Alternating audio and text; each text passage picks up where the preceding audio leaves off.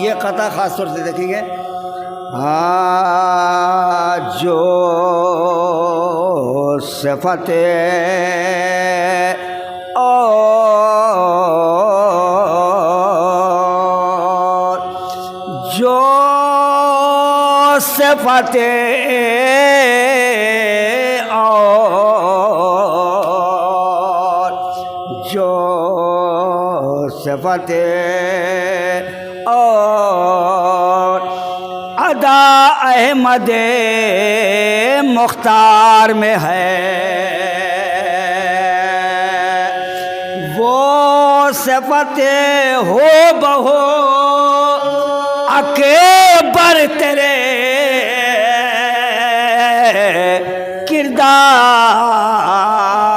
کردار میں ہے،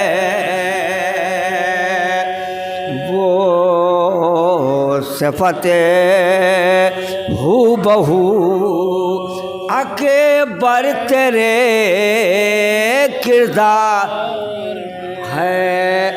حسن یوسف علیہ اکبر کی زیارت کر لے، ایسی تصویر کہاں مصر کے بازار میں ہے، ایسی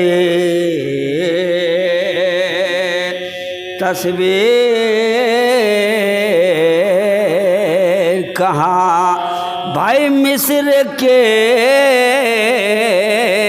بازار میں ہے، جو صفت ہو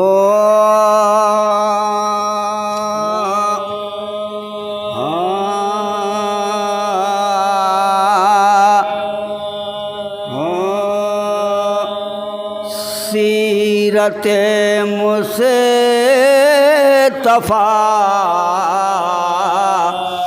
علی اکبر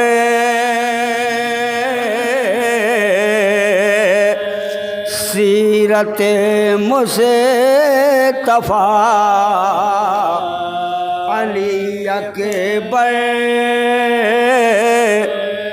الصورت مرتضیٰ علی اکبر صورت مرتضیٰ علی اکبر سیرت مصطفیٰ علی اکبر حسن کے ابتدا ہے تو یوسف، ارے حسن کے انتہا علی اکبر، حسن کی انتہا علی اکبر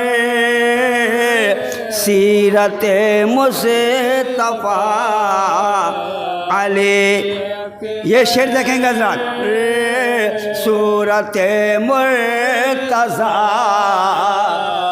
علی اکبر یوں لگا جیسے پڑھے لیا قرآن، میں نے جب بھی کہا علی اکبر، میں نے جب بھی کہا علی اکبر سیرت مصطفیٰ علی اکبر صورت مرتضیٰ علی اکبر، تیرے قدموں کے ارے خاک پانے سے ارے چاند روشن ہوا علی اکبر، چاند روشن ہوا علی اکبر سیرت مرتضیٰ علی اکبر روز کہتے ہیں حضرت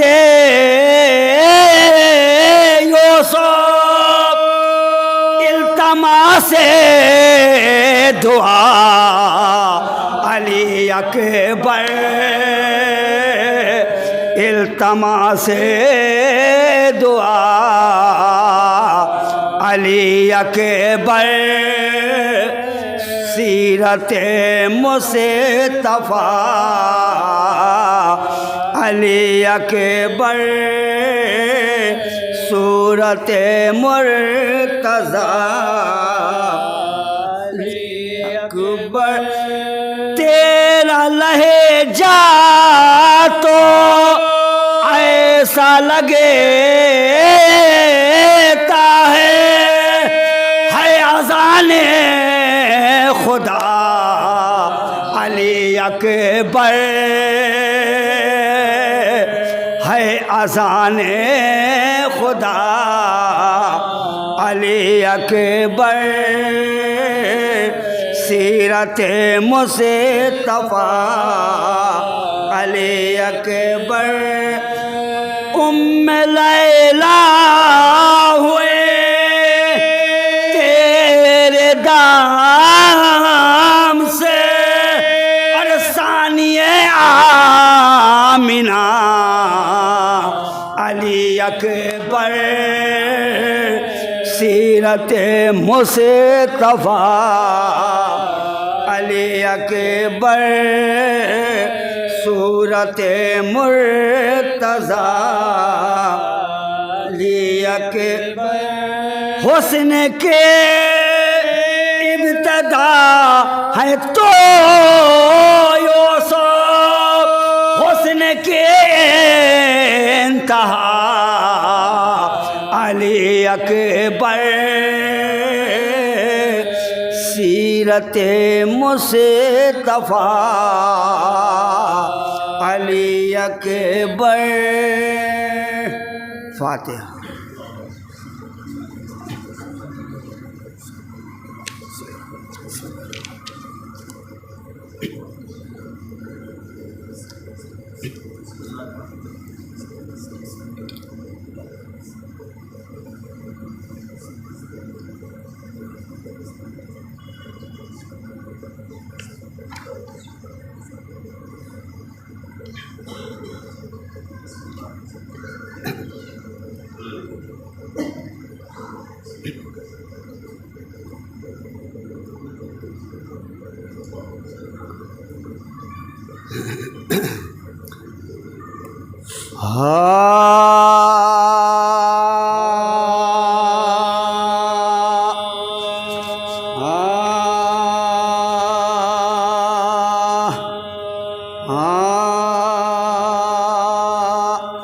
ارے سغرا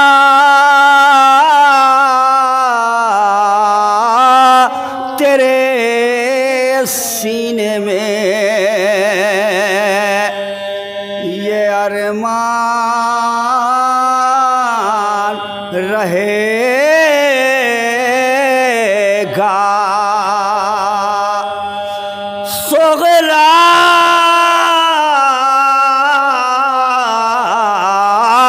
تیرے سینے میں یہ ارمان رہے گا ارے اصغر کے بنا گھر تیرا ویران رہے گا بھائی صغرا اصغر کے بنا گھر تیرا ویران رہے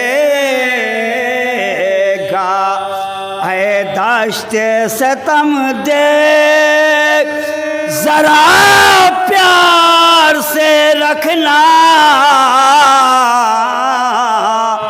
ارے 6 ماہ کا سے گھر تیرا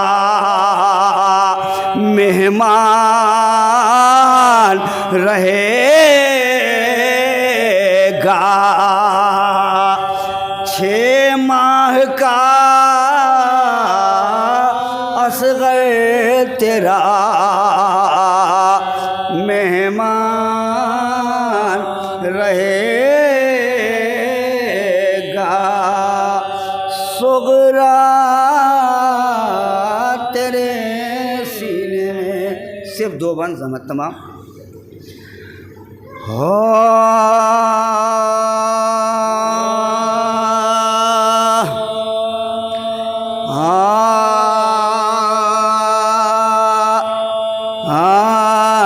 دل صاحب اولاد سے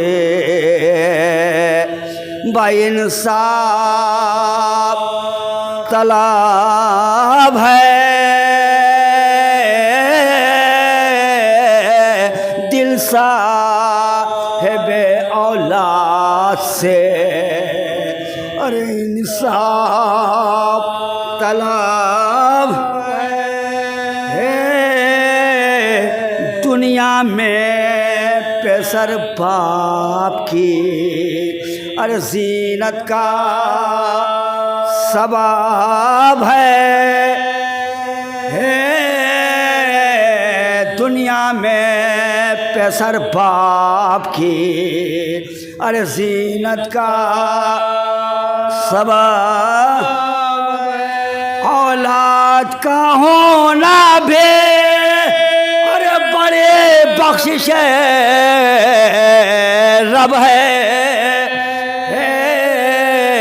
یہ سچ ہے مگر داغ بھی ارے بیٹے کا غضب ہے، یہ سچ ہے مگر داغ بھی بیٹے کا غضب، انصاف سے سب صاحب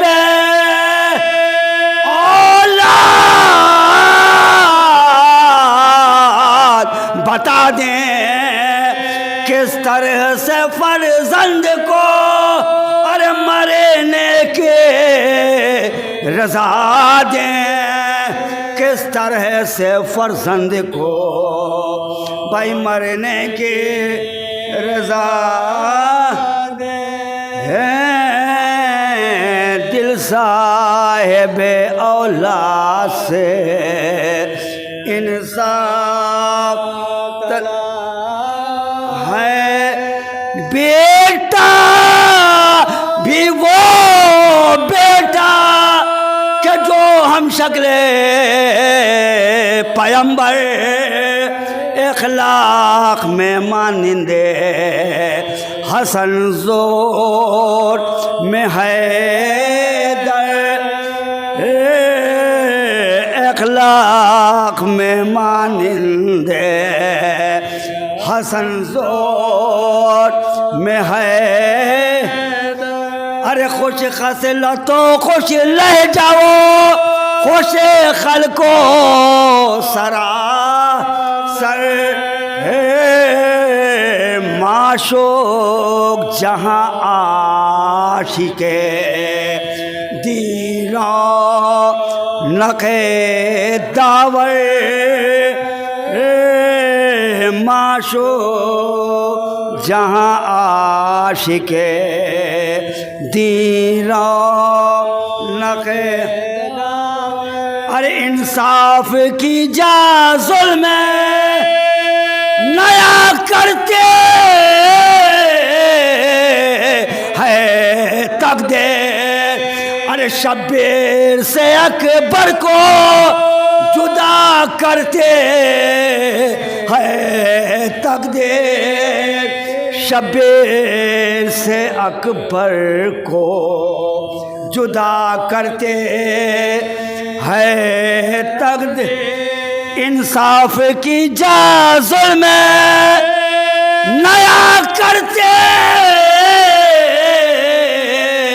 ہے تقدیر، اور شبیر سے اکبر کو جدا کرتے ہے تقدیر،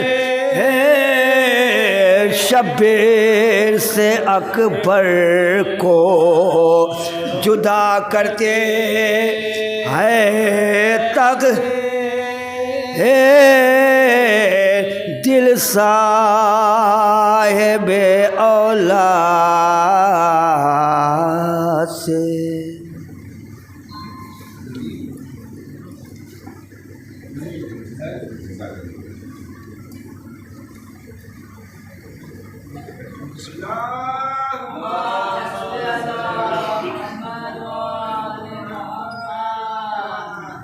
بسم اللہ الرحمن الرحیم۔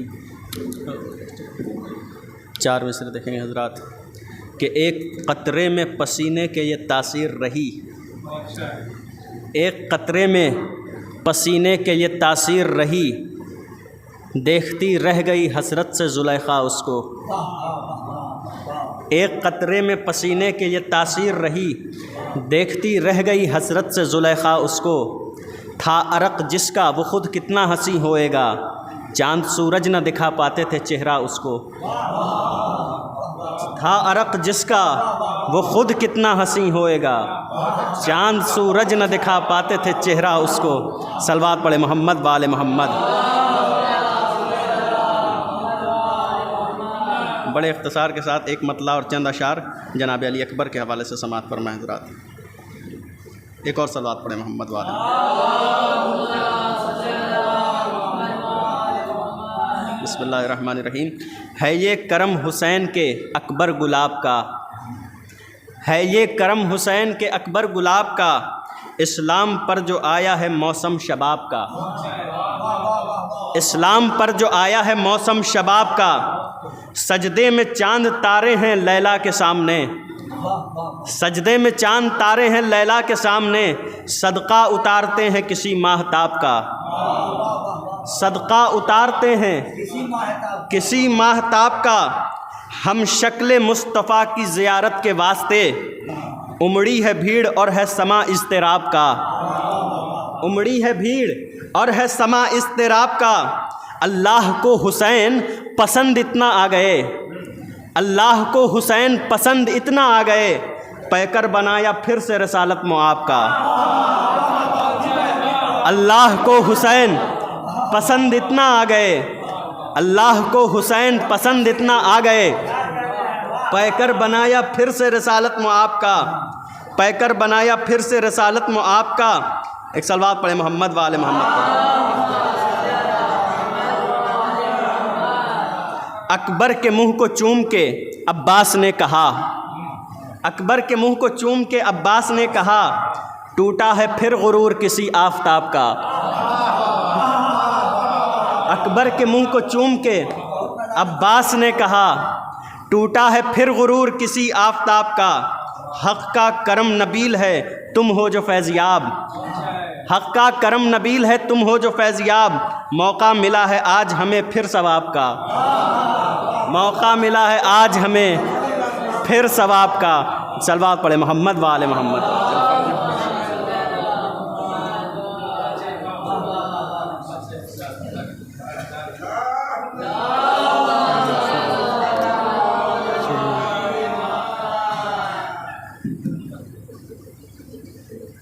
چار مصرع سے آغاز کرتا ہوں ملازف میں۔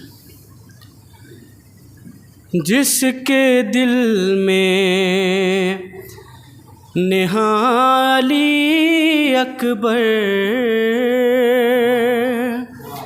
جس کے دل میں نہالی اکبر، اس کا روشن جہاں علی اکبر، اس کا روشن جہاں علی اکبر،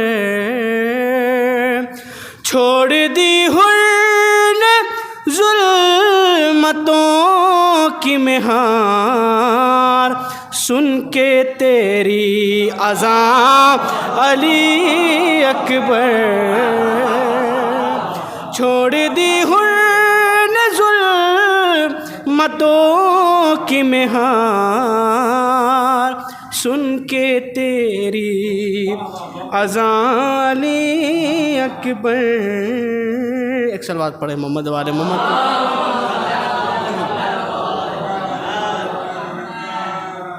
ایک بھائی کا ذکر ہو رہا تھا، دوسرے بھائی کا تبصرہ کر دیں. مصرع نکلا تھا کیا بتاؤں میں در عابد پہ کیا کیا مل گیا. میں مطلب پیش کرتا ہوں، ملاحظہ فرمائیں. دیکھیں گے سجدہ شبیر سے سجدہ شبیر سے انداز سجدہ مل گیا. سجدہ شبیر سے انداز سجدہ مل گیا. ہم کو عابد سے دعاؤں کا سلیقہ مل گیا. ہم کو عابد سے دعاؤں کا سلیقہ مل گیا. ملاحظہ فرمائے دیکھیں گے اس کے سجدوں نے بچا لی آبرو اسلام کی. شکر ہے سجاد کا اسلام زندہ مل گیا. شکر ہے سجاد کا. ملاحظہ فرمائیں کیوں نہ اس کو سید سجاد بولے کائنات. کیوں نہ اس کو سید سجاد بولے کائنات. شام کے زندان میں بھی جس کا سجدہ مل گیا. شام کے زندان میں بھی جس کا سجدہ مل گیا. ایک صلوات پڑھے محمد والے محمد پر.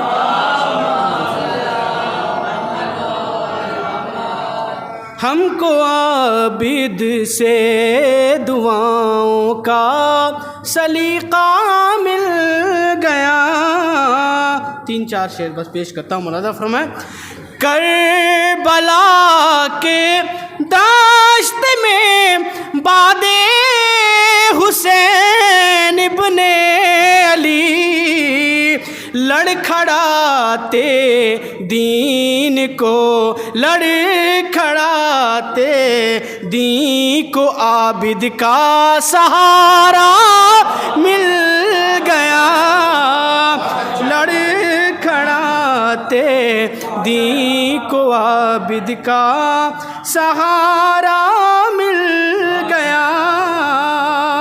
ملاحظہ فرمائیں الفت حیدر ہمیں اور تم کو لعنت مل گئی. ملاحظہ فرمائیں الفت حیدر ہمیں اور تم کو لعنت مل گئی. جس کا جو حصہ تھا اس کو اپنا حصہ مل گیا. جس کا جو حصہ تھا الفت حیدر ہمیں اور تم کو لعنت مل گئی. جس کا جو حصہ تھا اس کو اپنا حصہ مل گیا. اس سے بڑھ کر ہو نہیں سکتی ضمانت خلد کی، حر مبارک ہو تمہیں رومال زہرا مل گیا، حر مبارک ہو تمہیں رومال زہرا مل گیا، یہ ادا بس فاطمہ زہرا کے در کی خاص ہے، جس نے بھی مانگا ضرورت سے زیادہ مل گیا، بولی جب ملاحظہ فرمائیں، دیکھیں گے مولانا، بولی جب حیدر کی بیٹی حیدری انداز میں، لفظ سے لفظ ملی، لہجے سے لہجہ مل گیا، لفظ سے لفظ ملی، بولی جب حیدر کی بیٹی حیدری انداز میں، لفظ سے لفظ ملی، لہجے سے لہجہ مل گیا، لفظ سے لفظ ملی۔ ہم لوگ جو تبرہ کرتے ہیں وہ کیوں کرتے ہیں؟ مولانا فرمائیں، آیت تبت یدا ہو یا ہو الابتر کی بات، ملاحظہ فرمائیں، آیت تبت یدا ہو یا ہو الابتر کی بات، ہم کو قرآن میں تبرے کا حوالہ مل گیا، ہم کو قرآن میں تبرے کا حوالہ مل گیا، ہم کو عابد سے دعاؤں کا سلیقہ مل گیا۔ شکریہ۔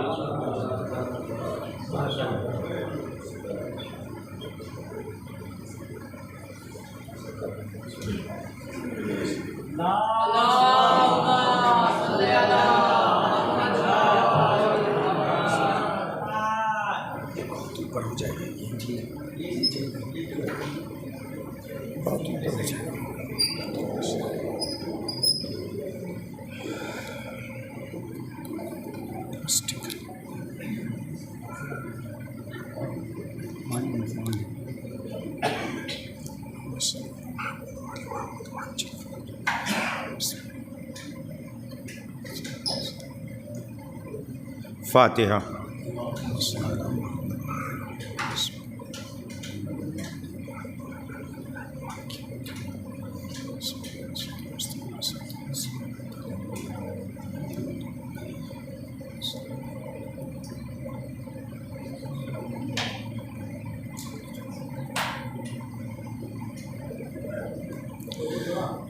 التماس ہے ایک مرتبہ سورہ حمد، 3 مرتبہ سورہ توحید کی تلاوت فرما کر سید عامر عباس مرحوم ابن ڈاکٹر قاسم امام صاحب کی روح کو اصال فرما دیں۔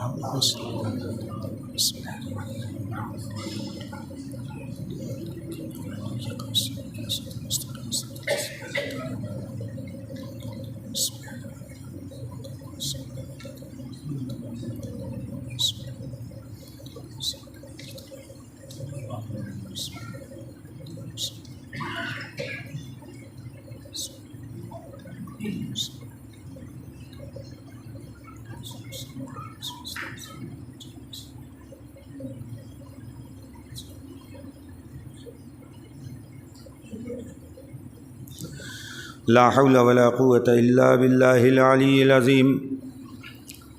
اعوذ باللہ من الشیطان الرجیم، بسم اللہ الرحمن الرحیم۔ رب اشرح لي صدري ويسر لي أمري واحلل عقدة من لساني يفقهوا قولي الحمد لله رب العالمين الصلاة والسلام على سيد الأنبياء والمرسلين سيدنا وطبيب قلوبنا مولانا ومولى الثقلين جد الحسن والحسين أبي القاسم محمد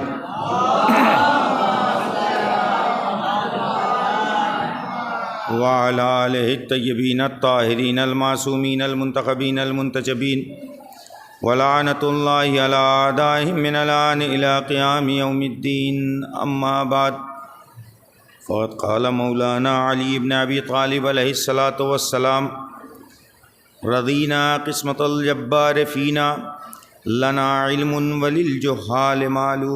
صلوات پڑھیے پر محمد وآل محمد. تھوڑی سی آواز اگر مائک کی اور بڑھا دی جائے کہ مجھ تک واپس ملے. ایک صلوات پڑھیے پر محمد وآل محمد.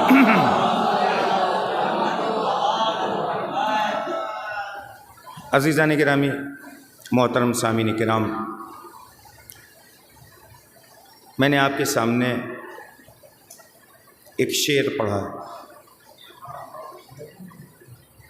اب تک شعر کی بات چل رہی تھی، اشعار میں آپ فضائل سن رہے تھے. میں نے بھی ایک شعر پڑھا ہے، لیکن یہ کسی معمولی شاعر کا شعر نہیں ہے. یہاں بس لفظوں کو سمجھنے کی بات ہے. یہ شعر خدا کا شعر ہے. یہ شعر خدا کا شعر ہے. آپ اگر غور کرنا چاہیں اور جاننا چاہیں تو مدارس میں ایک کتاب پڑھائی جاتی ہے، آج بھی پڑھائی جاتی ہے عربی مدارس میں. ہمارے یہاں یو پی میں نصاب میں داخل تھی، اظہار العرب. اس میں اظہار العرب یہ عربی ادب کی کتاب ہے، اور اس کے پہلے سبق میں مرتب کرنے والا کوئی بھی ہو، لیکن اس نے بھی سمجھا کہ ہم علم کے باب میں جب تک باب العلم سے داخل نہیں ہوں گے تب تک وہ علم نامکمل رہ جائے گا. اس نے بھی سب سے پہلا قصیدہ عرب کے تمام تر مشہور شعراء کے اشعار کو اس نے رکھے، لیکن مولا کائنات کو مقدم رکھا. ظاہر سی بات ہے، یہ آج کا ملا کیا کرے گا، علی کو مقدم کرنے پہ مجبور ہے.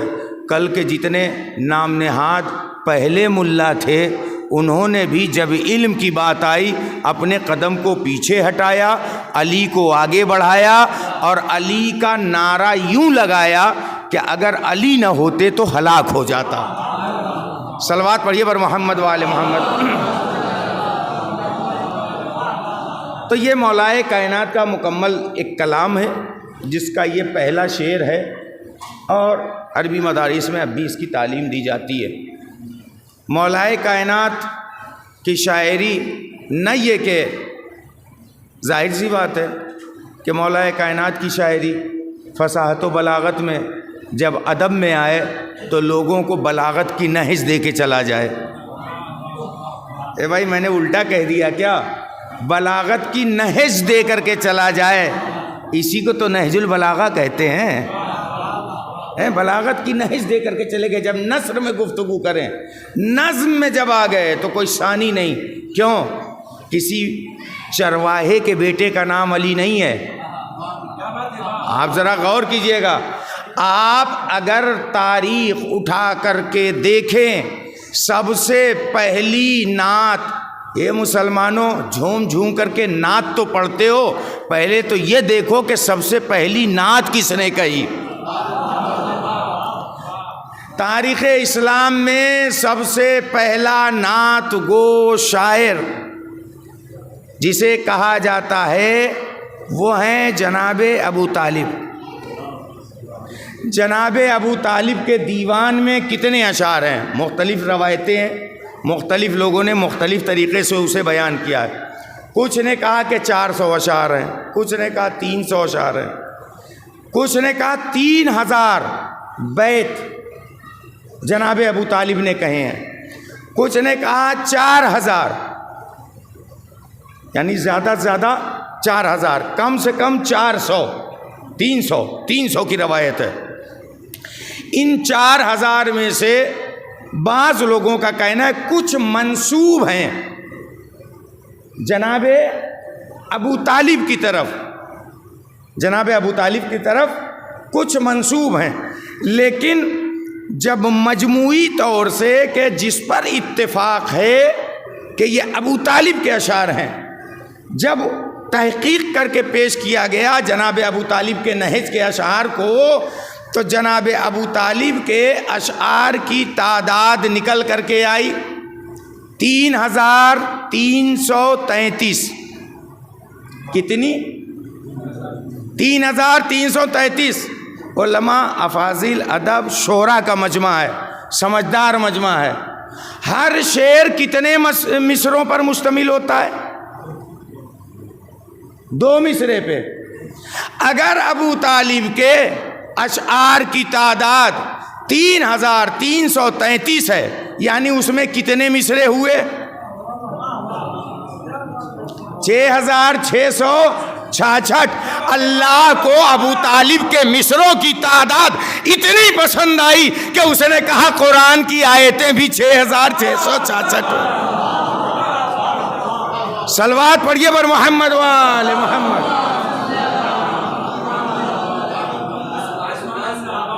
اب آگے سنیے،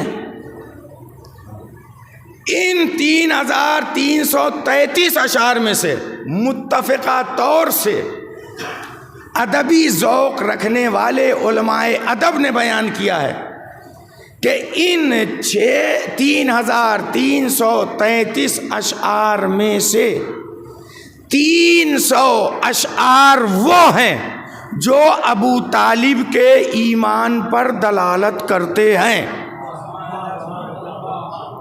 جو ابو طالب کے مومن ہونے پر دلالت کرتے ہیں۔ البتہ میں اس بات کا قائل نہیں ہوں کہ جناب ابو طالب کے ایمان کو ثابت کیا جائے، ثابت اس کا کیا جائے جس کے بارے میں شک ہو،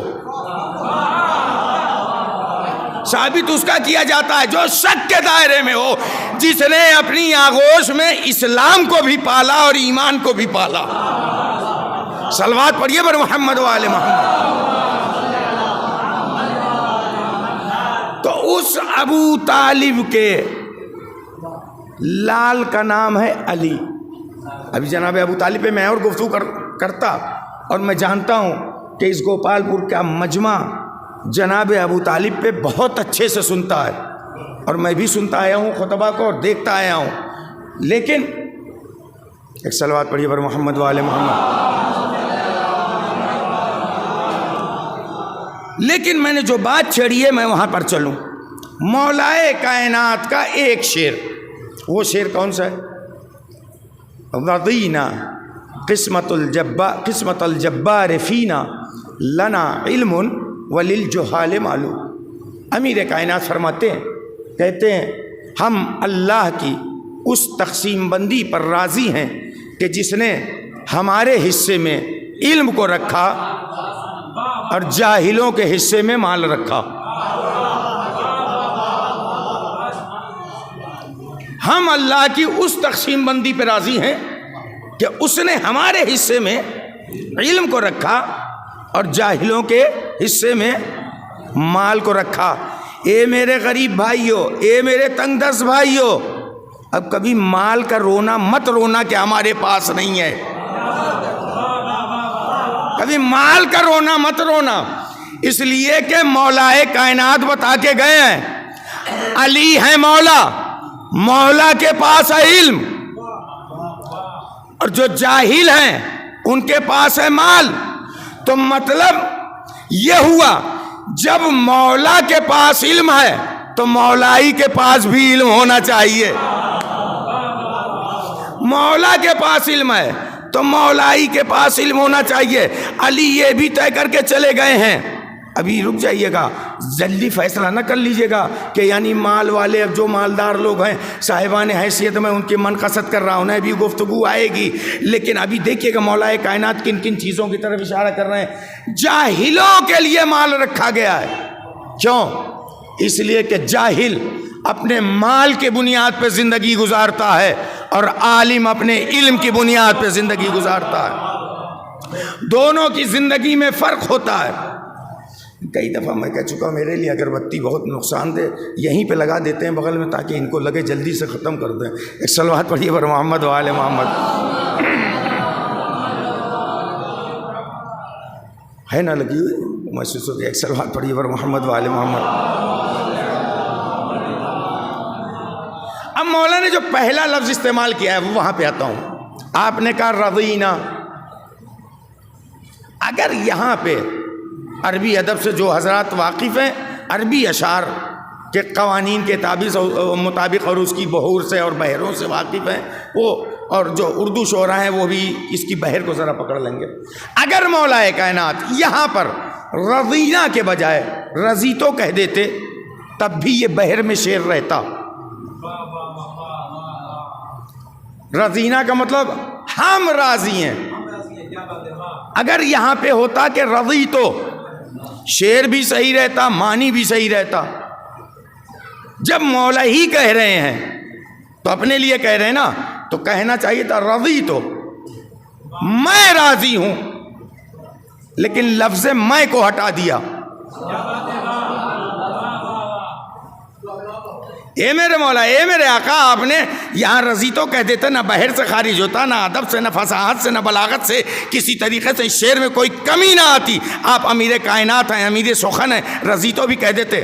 کہا میں کہہ تو سکتا ہوں، میں کہہ تو سکتا ہوں رضیتو، لیکن میری عادت نہیں ہے اس پروردگار کے سامنے میں کہوں. توجہ کیجئے گا، میں کہوں. میں اپنے چاہنے والوں کو پیغام دینا چاہتا ہوں کہ اللہ کی اگر کوئی نعمت مل جائے تو اس میں کو شامل مت کرنا. اس نعمت کو اکیلے ہضم کرنے کی کوشش مت کرنا. توجہ کیجئے گا، یہ اللہ کی دی ہوئی نعمت کا نام ہے علم. اللہ نے اگر مجھے دیا ہے تو میں رضیتو نہیں کہوں گا، میں رضینا کہوں گا. توجہ کیجئے گا، ہم اللہ کی تقسیم بندی سے راضی ہیں. دوسرا لطیف اشارہ شاید اس چیز پہ ہے، علی کو اکیلا مت سمجھنا کہ اللہ نے جس کے حصے میں علم رکھا ہے علی کے بعد اور بھی علی آئیں گے، چاہے ان کا نام حسن بھی ہو سکتا ہے، حسین بھی ہو سکتا ہے، عابد بھی ہو سکتا ہے، باقر بھی ہو سکتا ہے، صادق بھی ہو سکتا ہے، کاظم بھی ہو سکتا ہے، رضا بھی ہو سکتا ہے، تقی بھی ہو سکتا ہے، نقی بھی ہو سکتا ہے، عسکری بھی ہو سکتا ہے، مہدی بھی ہو سکتا ہے.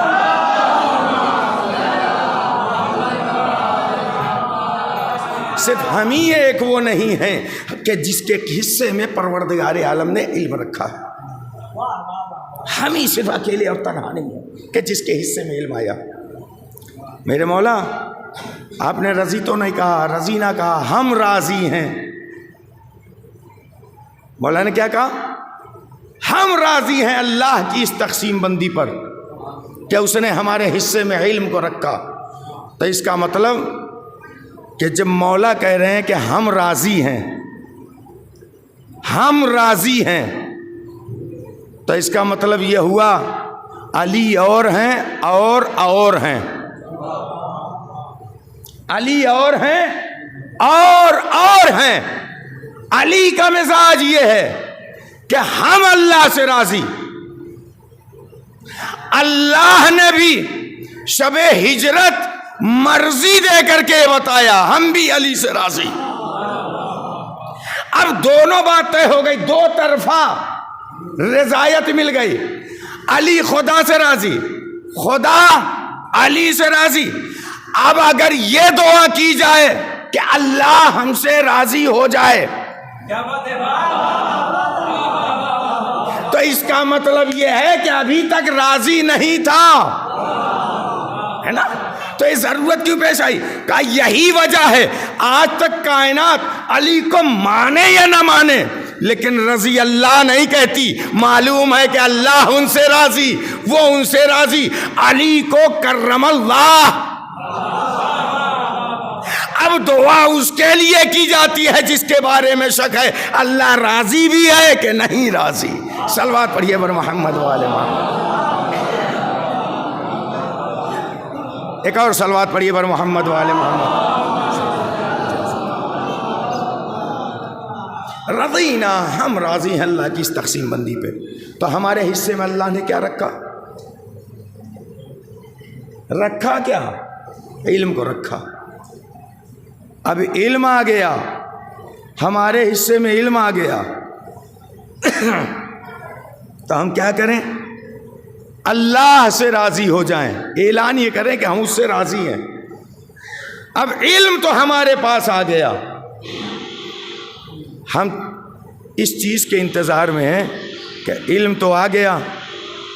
اب علم تو آ گیا معراج، ہے نا؟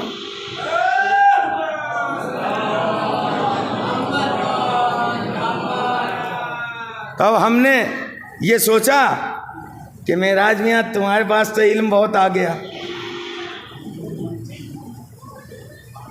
جب علم آ گیا ہے تب اس علم کو استعمال کرو. کاہے کے لیے؟ اب علم آ گیا تو اس علم کے ساتھ تھوڑا بہت مال بھی آنا چاہیے، ہے نا؟ مولا نے سیدھے سیدھے فرما دیا ہے ہمارے حصے میں اللہ نے علم کو رکھا ہے، جاہلوں کے حصے میں مال رکھا ہے. اگر علم کے ساتھ مال کی چاہت بڑھ جاتی ہے تو پھر وہ علم جہل میں تبدیل ہو جاتا ہے، پھر وہ علم جہل میں تبدیل ہو جائے گا. علم علم نہیں رہ جائے گا، وہ علم علم نہیں رہ جائے گا، وہ جہالت کی طرف چلا جائے گا. لہذا اب کرنا کیا ہے؟ اب علم حاصل کر لیا، وہ جہالت میں جانے نہ پائے، وہ علم جہل میں تبدیل نہ ہونے پائے. کرنا کیا پڑے گا؟ کہ اس علم کو حلم میں بدلو، اس علم کو حلم میں بدلو، بردبار بن جاؤ. کہ علم کو حلم میں بدل دیا. اب علم اور حلم کیا ابھی ساتھ میں رہ سکتے؟ کہا نہیں، ابھی علم کو حلم کے ساتھ رکھا تو اب اس کو عمل میں لے کر کے آؤ. توجہ کیجیے گا، اب علم حاصل ہو گیا. توجہ کیجیے گا، ہم لوگ کہتے ہیں نا، ایک روایت ہے اس پہ مولویوں پہ عوام بہت طنز کرتی ہے کہ 70,000 امام مولا، ہے نا؟ دیکھیے یہ یاد ہے ان کو وہ والی روایت، 70,000 مولوی کاٹے جائیں گے. لفظ مولوی کا پتہ نہیں کہاں سے آیا. ہم کہتے ہیں کہ ضعیف روایت ہے. عالم کو ہم مان سکتے ہیں. عالم کا مطلب کیا ہے؟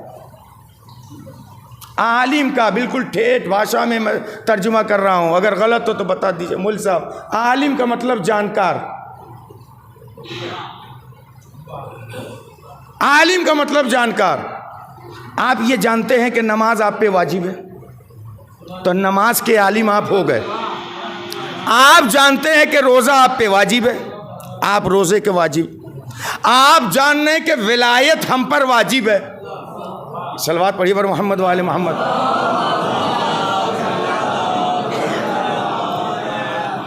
ولایت آپ پہ واجب ہے. آپ نے ایک ایک کر کے جتنا بھی آپ کے اندر علم آتا گیا اتنے کے آپ عالم ہوتے چلے گئے. لیکن جتنا علم ہے اتنا تو پکا ہے نا. اگر آپ نے اس پر عمل نہیں کیا تو یہ کیسے طے کر لیا کہ پگڑی والا اور ٹوپی والا کاٹا جائے گا؟ یہ بھی تو ہو سکتا ہے جو نماز کا عالم تھا اور نماز کے قریب نہیں گیا، ہو سکتا ہے وہ بھی کاٹا جائے. جو روزے کا عالم تھا اور اس نے روزہ نہیں رکھا، ہو سکتا ہے وہ بھی کاٹا جائے. تو ہمارے اندر علم کے ساتھ عمل بھی ضروری ہے. کہا کہ اب ہم کیا کر رہے ہیں؟ کہا ہم عمل لگا لیا، پگڑی لگا لیا. کہا ہم دونوں ایک ساتھ ایک مدرسے میں پڑھے ہوئے، اب ہم کہتے ہیں انہیں کچھ نہیں آتا، ہم امامے والے ہیں نا اس لیے ہم بڑے عالم ہیں. کہا یہی جو انا معراج کے اندر آئی نا وہی لے ڈوبی. روزے محشر یہ آگے نکل گئے، ہم حساب دیتے رہ گئے. کیوں؟ کہا کہ ان کی ٹوپی تو ایک پیش پر منحصر تھی، تمہارے امامے میں تو بہت پیش تھے. دیکھیے میں یہ مثال اور یہ قرینے میں صرف اس لیے لے کر کے آ رہا ہوں تاکہ آپ بیداری کے ساتھ سنیں. عزیزان گرامی، اور الحمدللہ بیداری سے سن رہے ہیں. علم جہاں بھی ہے انسان کو عزت دے گا. امیر کائنات نے کہہ دیا ہے ہم اللہ کی اس تقسیم بندی پہ راضی ہیں کہ اس نے ہمارے حصے میں علم کو رکھا ہے اور جاہلوں کے حصے میں مال کو رکھا ہے. جاہلوں کے حصے میں مال کو رکھا ہے. تو جب علم جہالت کے ساتھ نہیں رہ سکتی تو جہالت بھی علم کے ساتھ نہیں رہ سکتی. توجہ کیجئے گا. شاید یہی وجہ ہے کہ زور دیا گیا کہ اب تعلیم حاصل کرو. پیغمبر نے گفتگو شروع کی, جتنا زور دیا ہے پیغمبر نے وہ تعلیم پہ دیا ہے. اور تعلیم میں بھی آج کے زمانے میں کیا, آج کا یہ نعرہ ہے, دنیا سیاست کا نعرہ ہے, لڑکی پڑھاؤ لڑکی بچاؤ. 1400 سال پہلے پیغمبر نے کہا طلب العلم فریضۃ علی کل مسلم و مسلمہ. یہ آج کا سیاسی نعرہ ہے, لڑکی پڑھاؤ. پیغمبر نے فریضہ قرار دیا ہے 1400 سال پہلے. لیکن کتنا پڑھاؤ, کیسے پڑھاؤ, جہاں تک دامن اسلام پر داغ نہ آئے. توجہ کیجئے گا. تعلیم دو دائرہ اسلام سے, اس لیے کہ جو تعلیم دائرہ اسلام سے خارج کر دے وہ علم نہیں, جہالت ہے. جو اسلام سے خارج کر دے وہ جہالت ہے, وہ علم نہیں رہ جائے گا. لہذا پیغمبر نے پہلے مرحلے میں کہا علم حاصل کرنا ہر مسلمان مرد اور عورت پر واجب ہے, ہر مسلمان مرد اور عورت کا فریضہ ہے. عزیزان گرامی, علم حاصل کرنا واجب ہو گیا.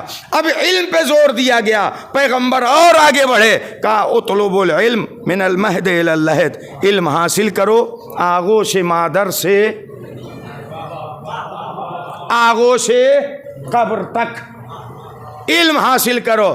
اب ہمارے سماج نے عمر بنا دی تعلیم حاصل کرنے کی, یہاں تک کہ ہمارے دینی ادارے بھی لکھتے ہیں ہمارے ہاں داخلے کی شرط یہ ہے کہ 14 سال کا لڑکا ہو.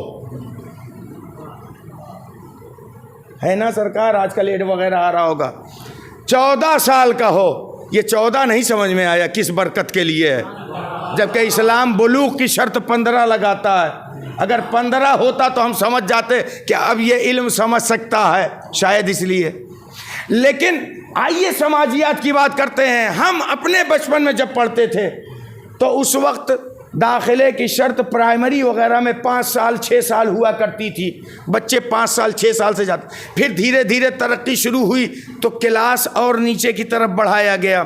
پہلے 1 سے نام لکھا جاتا تھا, پھر ہوا کہ یہ جو ہے KG آ گیا, پھر KG میں بھی اپر اور ڈاؤن بھی کر دیا گیا ہے, UKG LKG کر دیا گیا. پھر اور نیچے عمر لائی گئی, نرسری رکھ دیا گیا. اب آج کے لیٹسٹ زمانے میں نرسری سے بھی نیچے جو 1.5 سال کے اوپر کے بچے ہیں, تھوڑا بہت بولنا شروع کر دیتے ہیں, ان کے لیے پلے اسکول کھولا گیا. یعنی دنیا کم سے کم گھٹاتے گھٹاتے علم حاصل کرنے کی عمر میں جب پہنچی تو ابھی 1.5 سال تک آئی ہے. ہمارا اسلام کہتا ہے بچہ ابھی شکم مادر میں ہو, بچہ ابھی شکم مادر میں ہو, اس کے بعد جب آغوش مادر میں آ جائے وہیں سے اس کے علم کا آغاز ہونا چاہیے. تو اب یہ بتائیے بچہ اسے کون سی تعلیم دی جائے, کیا دی جائے تعلیم؟ کہا دیکھو جب کوئی بچہ پیدا ہوتا ہے تو پیدا ہوتے ہی 2 آواز اس کے کانوں تک آتی ہے, ایک رحمان کی آواز, ایک شیطان کی آواز.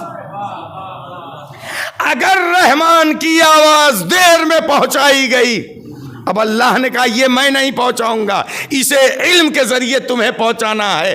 اگر شیطان کی آواز پہلے پہنچ جائے گی, یاد رکھیے گا ایک بات میں آپ کے حوالے کر دوں, یہ بالکل نفسیاتی بات ہے, ہم نے اکثر و بیشتر دیکھا ہے.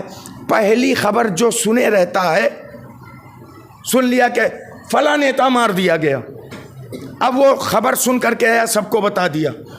دوسرا آدمی تھوڑی دیر میں آ کے کہہ رہے نہیں افواہ ہے, ارے ہم خود سن کر کے آئے, زی نیوز نے کہا ہے, آج تک نے کہا ہے, فلائنگ کرنے کا ہے, فلائنگ کرنے کا ہے. وہ پہلی بات جلدی ذہن سے نکلتی نہیں ہے. کیوں؟ جب تک کہ یقین نہ پیدا ہو جائے, خود اس کی تحقیق نہ کر لے. یعنی وقت لگتا ہے پہلی بات کے نکلنے میں. اللہ کہہ رہا ہے کہ پہلے میری بات پہنچا دو, اس لیے کہ اگر شیطان کی بات پہلے کانوں میں پہنچ گئی تو پھر اس کا نکلنا محال ہو جاتا ہے. یہی وجہ ہے علم کی پہلی ابتدا رکھی گئی، کہا کہ علم کا آغاز کیا جائے آغوش مادر میں۔ کہا کیسے؟ کہا بلاؤ، ایک کان میں اذان دلوا دو، دوسرے کان میں اذان اقامت، اذان و اقامت۔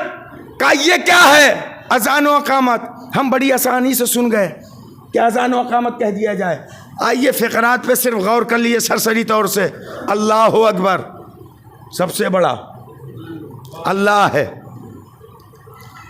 اشہد ان لا الہ الا اللہ، گواہی دیتا ہوں اس کے سوائے کوئی اللہ نہیں ہے۔ اشہد ان محمد رسول اللہ صلی اللہ علیہ وآلہ وسلم۔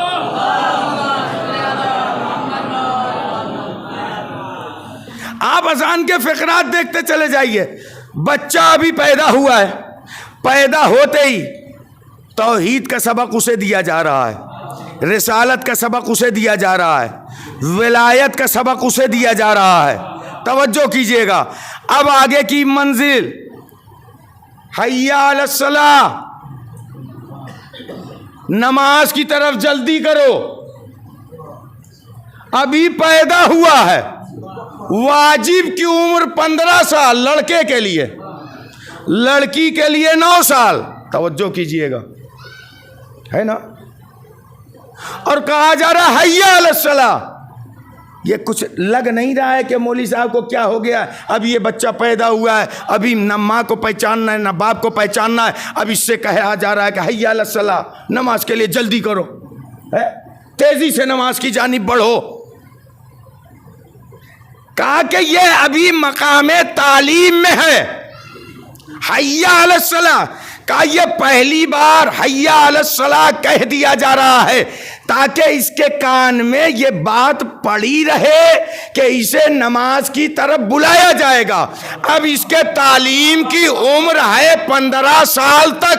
15 سال تک اتنا ٹرینڈ کر دو کہ 15 کے بعد اب کہنے کی ضرورت نہ پڑے کہ بیٹا مسجد جاؤ، اذان سنے تو دوڑتا ہوا خود چلا جائے۔ صلوات پڑھیے بر محمد و آل محمد۔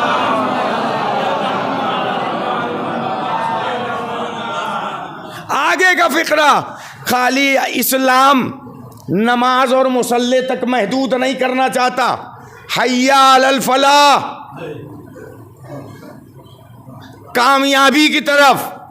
میں اسی لفظ فلاح کو اردو میں استعمال کر کے آپ کی طرف بیان کرنا چاہتا ہوں، شاید ایک اشارہ ادھر بھی ہو۔ میں لفظ شاید کہہ رہا ہوں معذرت کے ساتھ علماء سے۔ اسلام صرف مصلی تک محدود کرنے کا نام نہیں ہے۔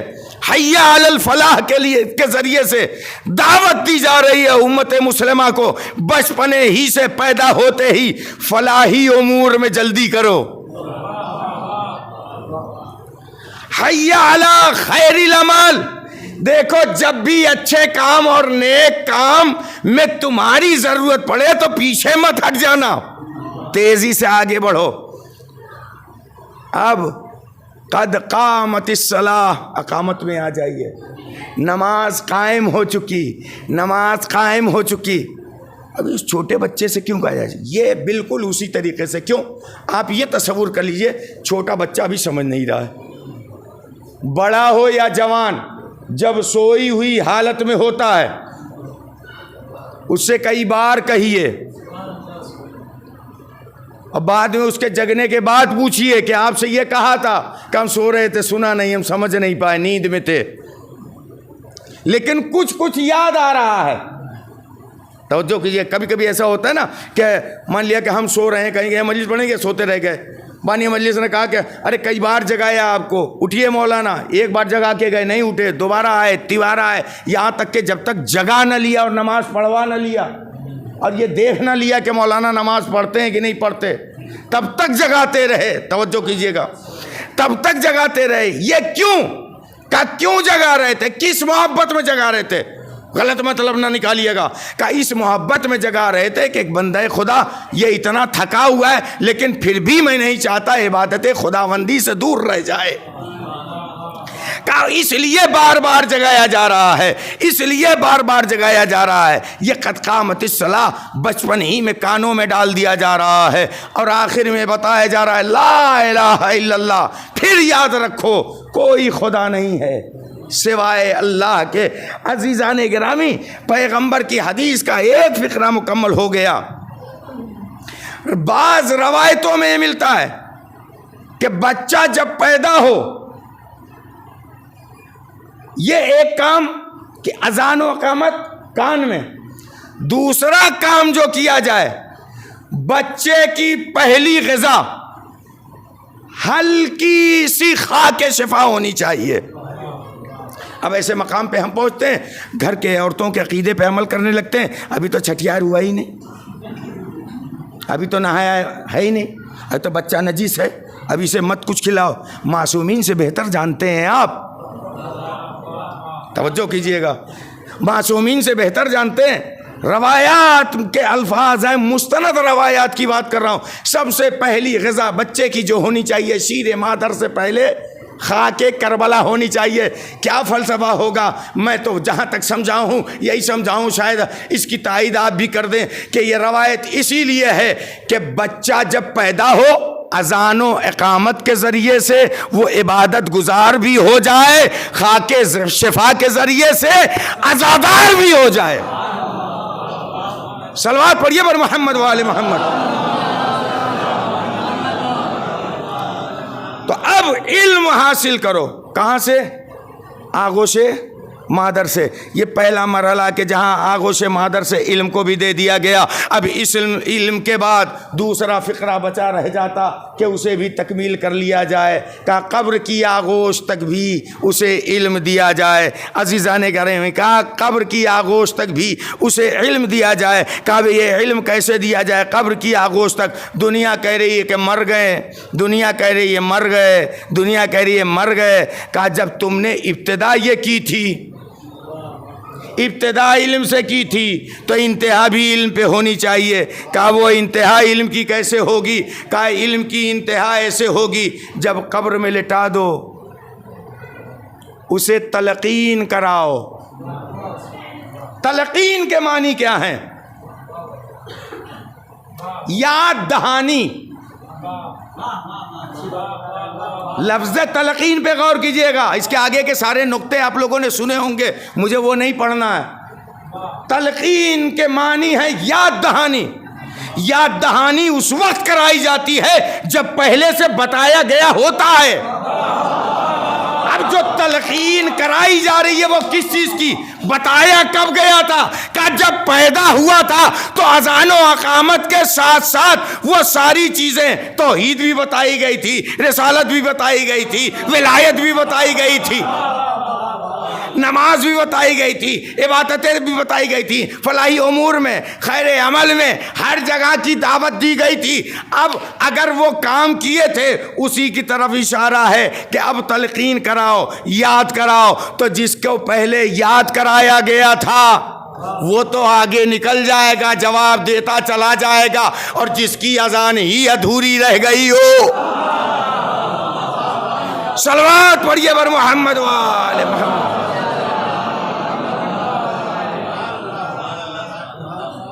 ایک اور صلوات پڑھی بر محمد وآل محمد. بس تھوڑی دیر کی اور گفتگو.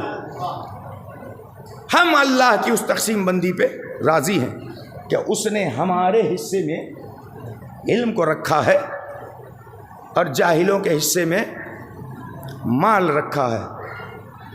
یہ مت سمجھیے گا کہ مال بہت بری چیز ہے. مال اگر بری چیز ہوتی تو خدیجہ کے پاس کسی وقت بھی نہ رہتا.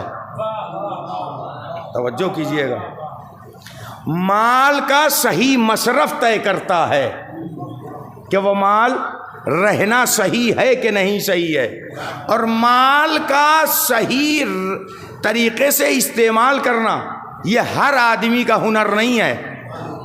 اگر صاحب علم ہے، توجہ کیجئے گا، صاحب علم ہے تو آپ کہیں کہ زمانے جاہلیت کی علیاذ باللہ خاک بدانم کہ زمانے جاہلیت میں جناب خدیجہ کس مدرسے میں پڑھی تھیں کہ ان کے پاس علم تھا اور اپنے اس علم سے اس کا صحیح مصرف کیا انہوں نے مال کا.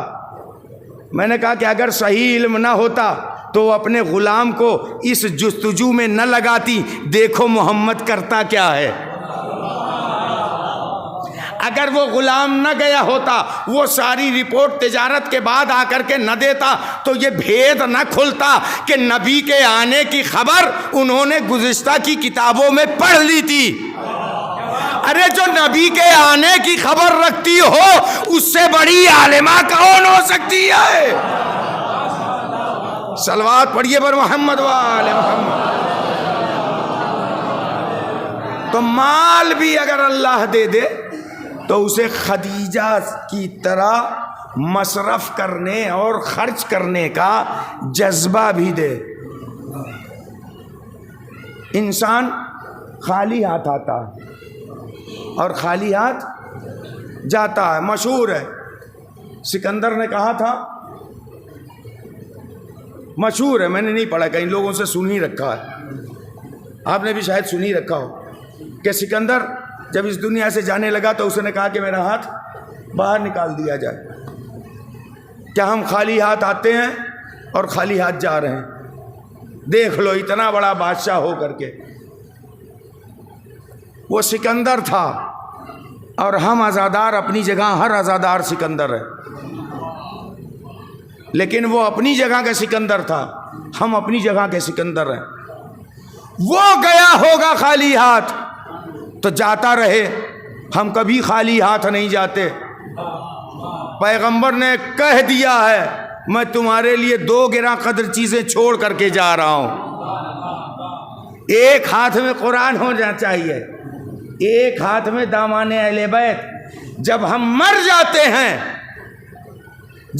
مر جاتے ہیں تو ہمارے قرآن کی گواہی مجلسوں میں قرآن خوانی دیتی ہے کہ ہم قرآن کے ساتھ, ہماری مجلسیں گواہی دیتی ہیں کہ ہم اہل بیت کے ساتھ. اور ان سب کی گواہی کے نشانی کے طور پہ جب ہم جانے لگتے ہیں تو کبھی خالی ہاتھ نہیں جاتے, خاک کربلا کو ہاتھ میں لے کر کے جاتے ہیں. دنیا میں اس سے بڑی اگر کوئی دولت ہوتی تو ہم اسے بھی لے کر کے جاتے. صلوات پڑھیے پر محمد وآل محمد. تو ہماری قسمت میں مولا فرماتے ہیں پروردگار عالم نے علم کو رکھا ہے. مال بری چیز نہیں ہے, مال کا مصرف طے کرے گا.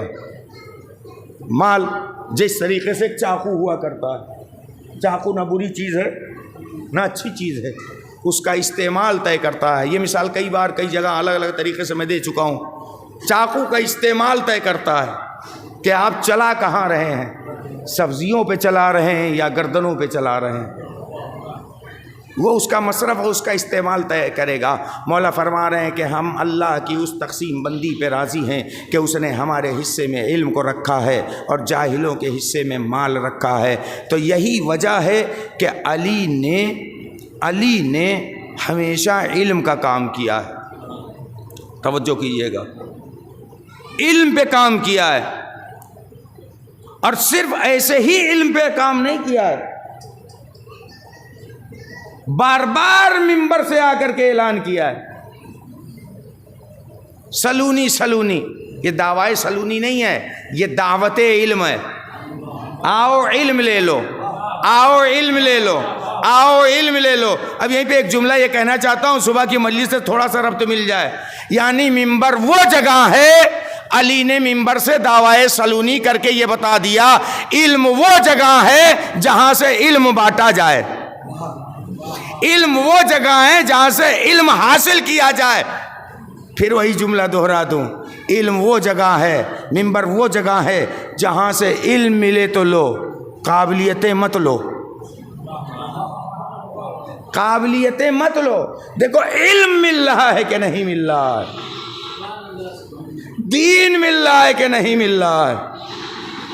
اور دین اگر ملے گا تو در آل محمد علیہ الصلوۃ والسلام سے ملے گا.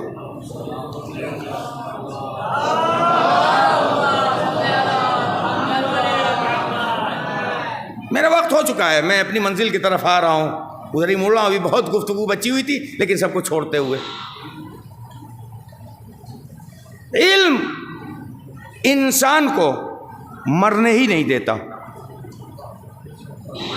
اگر علم آ گیا انسان کے اندر تو علم مرنے نہیں دے گا، حیات عطا کرے گا، مرنے نہیں دیتا۔ مرنا ہم کسے کہتے ہیں؟ موت کسے کہتے ہیں؟ یہ مائک ہے، جب بول رہا ہے تو یہ زندہ ہے، نہ بولے مردہ ہے۔ اس سے آسان مثال دے دوں، یہ بھی پنکھا ہے وہ بھی پنکھا ہے، چل دونوں رہے کہ نہیں؟ چل رہے ہیں نا دونوں۔ ہوا کون دے رہا ہے؟ جو سیدھا چل رہا ہے۔ اتنی دیر بھائی میں مجلس پڑھوں، ہر جگہ باریکی پہ نظر بھی رکھوں، دیکھ لیجئے ہوا کون دے رہا ہے؟ جو سیدھا چل رہا ہے۔ جو الٹا چل رہا ہے وہ ہوا نہیں دے رہا ہے۔ اسی طریقے سے موت و حیات بھی ہے۔ کچھ لوگ چلتے بھی رہتے ہیں لیکن مردہ کے برابر ہوتے ہیں، کچھ لوگ چلتے بھی رہتے ہیں وہ مردہ کے برابر ہو جاتے ہیں۔ کیوں؟ اس لیے کہ وہ اپنا علم بھول چکا ہے۔ اس کا علم یہ تھا کہ اسے سیدھا چلنا چاہیے۔ کیوں؟ کہ اس کے اندر فالٹ آ گیا ہے۔ اسی فالٹ کو ہماری حیات میں غلطی کہا جاتا ہے۔ کہ غلطی کا ازالہ کیسے؟ فالٹ ہو گیا کیسے؟ کہ کوئی مکینک ہی اسے ٹھیک کر پائے گا، ڈاکٹر نہیں ٹھیک کرے گا۔ اب دیکھیے اپنی زندگی میں غلطیاں کس معیار کی ہیں، اصلاح کہاں ہو سکتی ہے؟ اصلاح کہاں ہو سکتی ہے؟ اپنے معاشرے اور سماج کی باتیں اگر چائے کی دکان پہ حل ہو رہی، جائیے وہاں حل کیجئے، لیکن اسلام کہتا ہے اپنے معاشرے اور سماج کی اصلاح کے لیے مسجد اور منبر سے بہتر کوئی جگہ نہیں ہے۔ تو یعنی اگر چائے کی دکانوں پہ، چٹیوں پہ یہ گفتگو ہماری آپسی اور اصلاحی قومی ہو رہی ہے تو اس پنکھے جیسی ہے۔ جو اس کی خلقت کا مقصد ہے وہ پورا نہیں ہو رہا ہے۔ صلوات پڑھیے بر محمد وآل محمد۔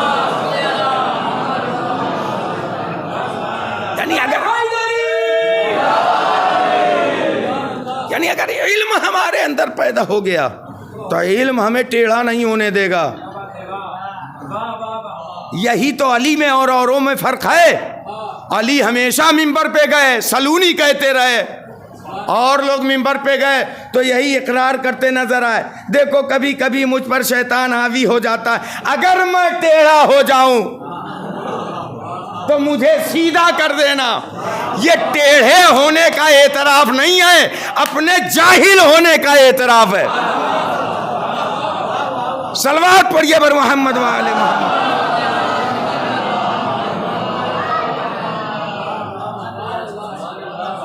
یعنی اگر علم نہ ہو تو انسان ٹیڑھے راستے پہ چلا جاتا ہے، پھر لاکھ دعا نماز میں کرتا رہے کہ ہمیں سیدھا راستہ دکھا۔ سیدھے راستے کا علم پیدا کر لو، سیدھا راستہ خود بخود مل جائے گا۔ اس کا علم تو پیدا کر لو کہ آخر یہ صراط مستقیم ہے کیا یا کون ہے۔ جس دن یہ علم ہمارے اندر پیدا ہو گیا اس دن ہم مر کر کے بھی زندہ نظر آئیں گے۔ توجہ کیجئے گا، آخری منزل میں یہ علم ہی ہے کہ جو ہمیں صحیح راستے پر لے کر کے جاتا ہے۔ اور نہیں جانتا تھا یہ فرزند فاطمہ ہیں، فرزند رسول ہیں، فرزند علی ہیں، جوانان جنت کے سردار ہیں، جانتا تھا نا، لیکن اس کے علم کے ساتھ حلم نہیں تھا، اور علم اور حلم نے مل کر کے عمل نہیں کیا تھا۔ ظاہر بات ہے جب جنت کے جوانوں کے سردار ہیں تو اسے جنت جانے کے لیے حسین کے پیچھے پیچھے چلنا چاہیے تھا، لیکن حسین کے آگے آ گیا۔ میں ایک جملہ پہلے بھی کہہ چکا ہوں، پھر آج دوہرا رہا ہوں۔ امام حسین علیہ السلام نے کوفے خط لکھ دیا، جناب حبیب کو. جناب ذوالقرنین جو آپ کے قافلے کے پیچھے پیچھے تھے ان کے پاس آدمی تک بھیج دیا.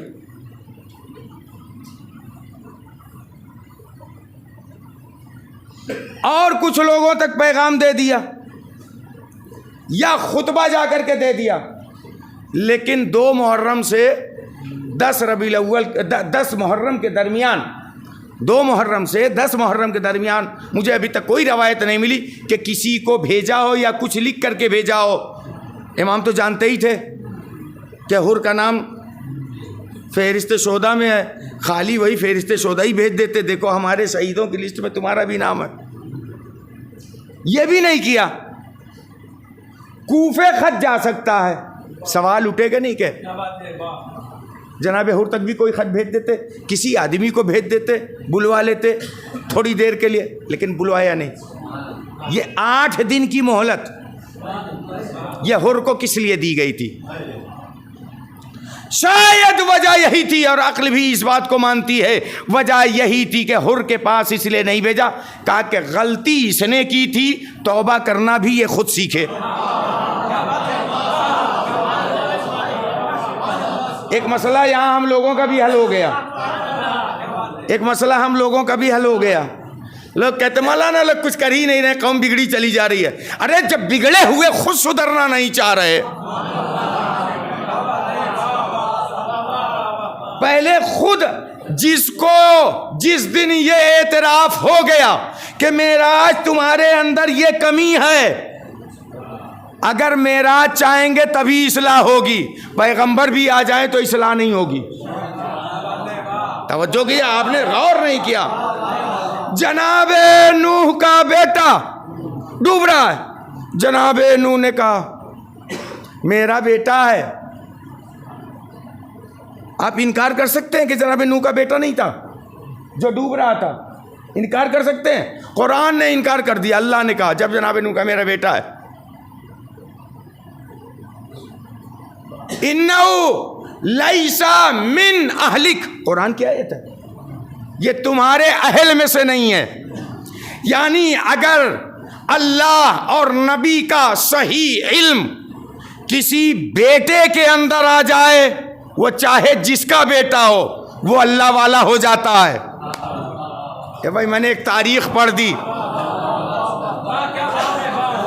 چاہے وہ کسی کا بیٹا ہو, چاہے وہ کسی کا بیٹا ہو, اگر اللہ اور نبی کا علم صحیح طریقے سے آ جائے تو وہ اللہ والا ہو جاتا ہے. اب اگر وہ اللہ اور نبی کی بات نہ مانے, نبی کا بھی بیٹا ہو, تو اللہ کہتا ہے تمہارا نہیں ہے. صلوات پڑھیے بر محمد و آل محمد. اب جب جناب حر کو اس چیز کا اعتراف ہوا کیسے اعتراف؟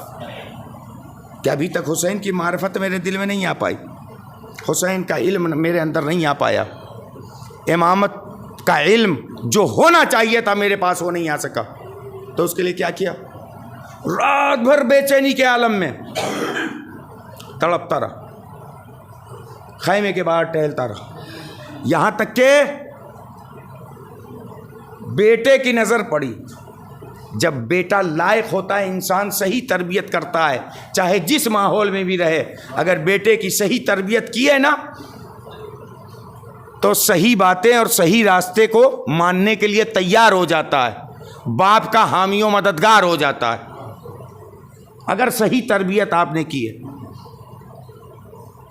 دیکھا بابا اتنا مضطرب بے چین کبھی نہیں دیکھا, ہاتھ کو پکڑا, کچھ دور لے کر کے گیا, کہا سنو دیکھو ادھر خیام حسین اس کو یہ آواز آ رہی ہے.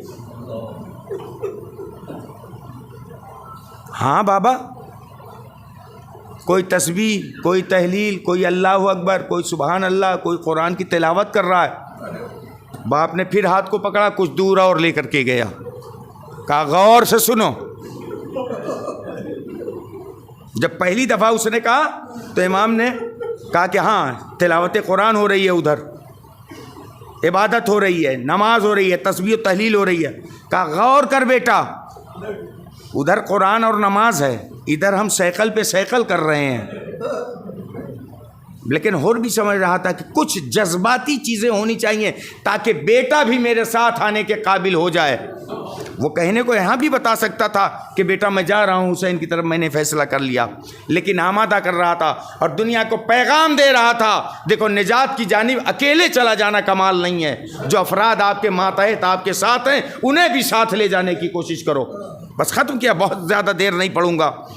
بیٹے کو ساتھ لیا اور آگے گیا. بیٹا اب ذرا کان لگاؤ, اب ذرا کان لگاؤ.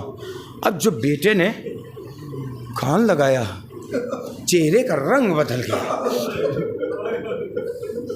آنکھوں سے آنسو جاری ہو گئے. بابا بڑی کربناک آوازیں کانوں سے ٹکرائی. بیٹا تم نے سنا کیا؟ کہا بابا ننھے بچوں کی حسین کے خیام سے آوازیں آ رہی ہیں, وہ کہہ رہے ہیں الاتش الاتش الاتش, آئے پیاس آئے پیاس. بابا میرا کلیجہ پھٹتا جا رہا ہے. کہا بیٹا تو نے ابھی غور کیا, میں کافی دیر سے غور کر رہا ہوں, میرا بھی کلیجہ پھٹا جا رہا ہے. کہا بابا پھر ارادہ کیا ہے؟ کہا میں اپنے گناہوں کی توبہ کرنا چاہتا ہوں. تو کہا بابا پھر دیر کس چیز کی؟ کہا بیٹا تیار ہو جاؤ. جیسے ہی صبح نمودار ہوئی ہر چلا. جیسے ہر نکلنے لگا, بیٹے کی تربیت اچھی تھی, بیٹا بھی ساتھ ہو لیا. بھائی نے دیکھا, جب بھائی کو بھائی سمجھتا ہے تو بھائی کو اکیلا نہیں چھوڑتا.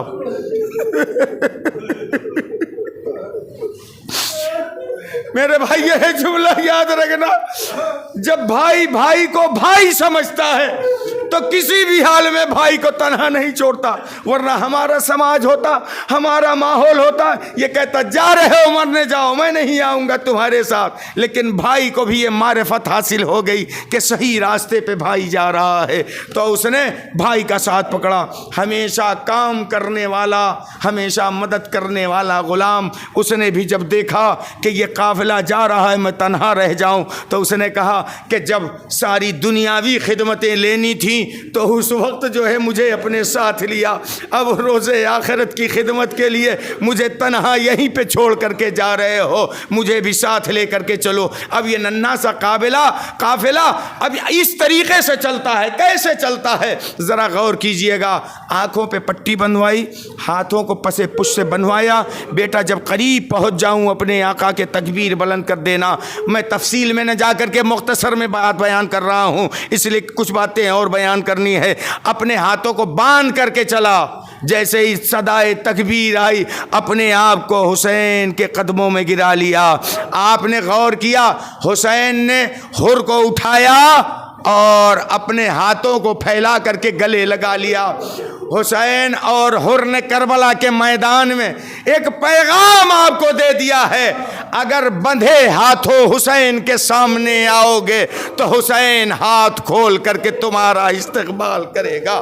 آزاد کیا, آقا ہماری معافی ہو سکتی ہے. کہا اے بھائی شرمندہ کیوں کرتے ہو؟ اللہ اللہ یہ حسین جملہ کیوں کہہ رہے, شرمندہ کیوں کرتے ہو؟ فوراً اس نے اجازت مانگی. اب اس کا ازالہ بس یوں ہو سکتا ہے کہ آپ مجھے مرنے کی اجازت دے دیجئے. جیسے ہی مرنے کی اجازت مانگی, اچھی تربیت کا بیٹا باپ کو مرنے سے روک لیتا ہے. اے میرے بابا, آقا سے آپ پہلے مجھے اجازت دلوائیے, جب تک جوان بیٹا موجود ہے باپ پر کوئی آنچ نہیں آئے گی. حر کے بیٹے نے جوانوں کو ایک پیغام دے دیا ہے, اپنے باپ کے لیے بازو ہی نہیں, اپنے باپ کے لیے سپر بنو, ان پر کوئی بھی آنچ دنیاوی نہ آنے دو. ہاں عزیزو, حر کے بیٹے نے اجازت طلب کی. اجازت طلب کر کے جوان بیٹا مقتل کی جانب گیا. اللہ اللہ, ایک جوان بیٹے کا پرسا آپ اس کے باپ کو دینے کے لیے آئے ہیں, بھائی کو دینے کے لیے آئے. اب ذرا ان دونوں مصائب کو سن لیجئے, گفتگو 1-2 منٹ کے اندر میں ختم ہو رہی ہے. بیٹا اجازت لے کر کے مقتل کی جانب گیا. جیسے ہی مقتل میں پہنچا, اب وہ بیٹا ہے کہ جیسے ہی مقتل میں گیا کچھ دیر تک جنگ کرتا رہا, شجاع تھا, بہادر تھا, دلیر تھا, یہاں تک کہ وہ جنگ کے فنون سے بھی آگاہ تھا. جنگ کرتے کرتے اکیلا کب تک جنگ کرتا؟ پورے لشکر نے مل کر کے جب چاروں طرف سے حملہ کرنا شروع کیا، اب جوان زخموں کی تاب نہ لا کر کے جب گھوڑے سے زمین پر آنے لگا، ایک دفعہ اپنے باپ کو آخری سلام کیا، آقا کو آخری سلام کیا. حر نے جیسے بیٹے کا آخری سلام سنا، ارے دوڑتا ہوا مقتل کی جانب بڑھنے لگا. حسین اور تیزی سے بڑھے، اور کے بازوؤں کو تاما. اے اور کہاں جا رہا ہے؟ ارے جوان کا لاشا ہے، ضعیف باپ سے نہ اٹھایا جائے گا. میں ہاتھوں کو جوڑ کر کے کہوں گا، اے آقا، ابھی اسی عصر عاشور کو آپ کا جوان بیٹا کربلا کے دشت میں ایڑیاں رگڑے گا. کوئی موجود نہ ہوگا جو آپ کے بازوؤں کو تھام لے، یہاں تک کہ آپ اتنے مجبور ہوں گے، آنکھوں کی بینائی چلی جائے گی، بیٹے کے سرانے پہنچ جائیں گے. پوری کوشش کریں گے، پوری کوشش کریں گے کہ اکبر کا لاشا ہاتھوں پہ اٹھا لے، لیکن جب جوان کا لاشا ضعیف باپ سے نہ اٹھے گا، ارے آپ خیمے کی جانب آواز دیں گے، اے بنی ہاشم کے بچوں آؤ، اپنے بھائی کا جنازہ. سيعلم الذين ظلموا أي منقلب. بار الہ ہماری سے مختصر سی عبادت قبول فرما، اس مجلس کا ثواب مرحوم کو عنایت فرما، مرحوم کو جوار معصومین علیہ السلام میں جگہ کرامت فرما. بار الہ تمام مرحومین ہمارے حاضرین کے جو اس دنیا سے گزر چکے ہیں ان کی بھی مغفرت فرما. بار الہ ہم سب کو واجبات پر عمل کرنے کی توفیق عطا فرما، محرمات یعنی حرام کاموں سے پرہیز کی توفیق عطا فرما. خدایا دشمنان اہل بیت، دشمنان مؤمنین، دشمنان شیعان اہل بیت دنیا میں جہاں جہاں بھی ان کو نیست و نابود فرما. بار الہ تمام مومنین دنیا میں جہاں جہاں بھی ان کی جان مال عزت آبرو کی حفاظت فرما.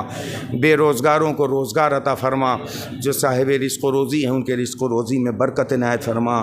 بیماروں کو شفائے کامل و عاجل عنایت فرما. زمانے کے امام کے ظہور میں تعجیل فرما. ہم سب کو ان کے اعوان و انصار میں شمار فرما. وتقبل منا انک انت السمیع الدعاء برحمتک یا ارحم الراحمین. التماس ہے ایک مرتبہ سورہ حمد، 3 مرتبہ سورہ توحید کی تلاوت فرما کر سید عامر عباس مرحوم ابن جناب ڈاکٹر قاسم امام صاحب کی روح کو عشاء فرما دیں.